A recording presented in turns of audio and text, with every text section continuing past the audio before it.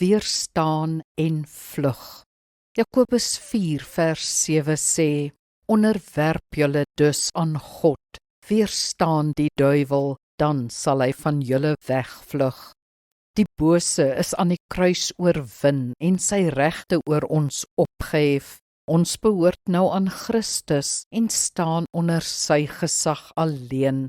Alhoewel die vyand die geestelike stryd nie meer kan wen nie, probeer hy nogtans om soveel skade as moontlik aan te rig. Ons moet hom weerstaan, sê Jakobus, totdat Jesus hom finaal uit die prentjie verwyder het. Hoe weerstaan ons die duiwel? Eerstens, ons moet volkome onderworpe aan God leef, sê Jakobus. Dit gee die duiwel nie vatkans nie. Tweedens, ons moet die bose se werk identifiseer en doelgerig teestaan. En derdens, ons moet sy leuns eien, verwerp en dadelik met die waarheid van die woord vervang. Wanneer Jesus ook al die vyand teëgekom het, het hy hom onmiddellik en kragtig gekonfronteer en weggedryf.